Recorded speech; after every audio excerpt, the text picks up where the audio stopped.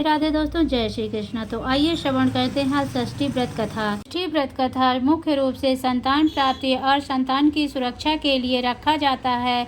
यह व्रत भगवान शिव और माता पार्वती के पुत्र भगवान कार्तिकेय स्कंद को समर्पित है। षष्ठी व्रत की कई कथाएं प्रचलित हैं, जिनमें से कुछ कथाएं मुख्य इस प्रकार हैं। पौराणिक कथाओं के अनुसार तारकासुर नाम का एक राक्षस था, जिसे भगवान शिव के पुत्र द्वारा ही मारा जा सकता था। इसीलिए देवताओं ने भगवान शिव से पुत्र प्राप्ति के लिए प्रार्थना की। भगवान शिव और माता पार्वती के विवाह के बाद वे देवदर वन में चले गए। देवताओं ने उनसे प्रार्थना की और भगवान शिव ने कार्तिकेय स्वामी को उत्पन्न किया। कार्तिकेय स्वामी ने बाद में तारकासुर का वध किया। इस जीत की खुशी में देवताओं ने स्कंद षष्ठी का उत्सव मनाया। षष्ठी व्रत कथा। प्राचीन काल में एक ग्वालन थी जो गर्भवती थी और जिसका प्रसव काल बहुत ही निकट था। एक तरफ ग्वालिन अपनी प्रसव पीड़ा के व्याकुल थी, तो दूसरी ओर पीड़ा में भी उसका मन गाय भैंस दूध बेचने की तरफ लगा हुआ था। ग्वालिन सोचने लगी, अगर मेरा प्रसव हो गया तो फिर ये गौ रस बेकार हो जाएगा। इसीलिए ग्वालिन फटाफट उठी और सिर पर दूध दही की मटकी रखकर बेचने के लिए निकल गई। रास्ते में एक किसी झाड़बेर की ओट में चली गई और वहां जहां उसने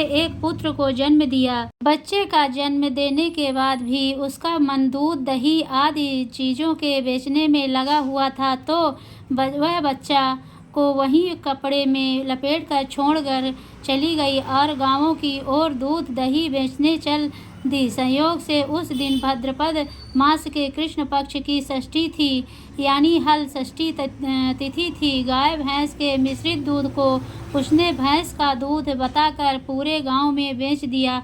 उधर जिस झाड़बेर के नीचे उस बच्चे को छोड़ा था, उसके पास ही एक किसान खेत में हल चला रहा था।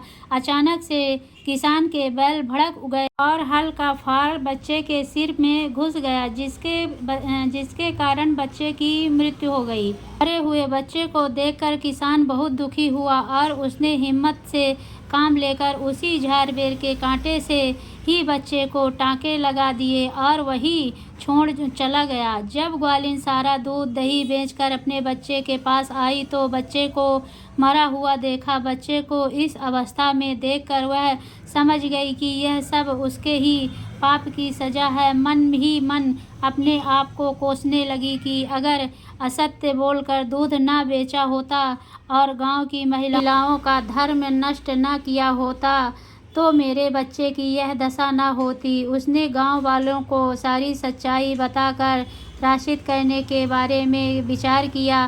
ग्वालिन तुरंत उठी और गांव की महिलाओं को सारी बात बताकर माफ़ी मांगने लगी और इस करतूत के बाद मिले दंड के बारे में बताने लगी। गांव की महिलाओं को ग्वालिन पर रहम आ गया और उस पर रहम खाकर क्षमा कर दिया और आशीर्वाद दिया। जब ग्वालिन गांव से निकलकर वापस अपने बच्चे के पास पहुंची तो उसका बच्चा जीवित हो गया था।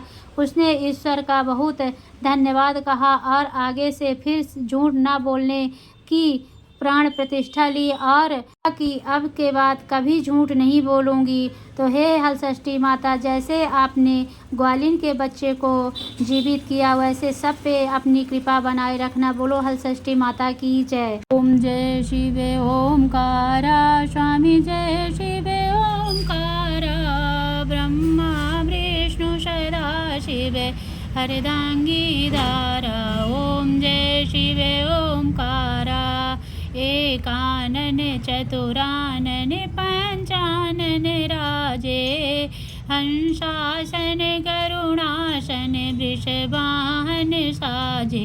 ओम जय शिव ओमकारा, दो भुज चार चतुर भुज दस भुज अति सोहे, त्रिगुण रूप निरखता त्रिभुवन जन मोहे।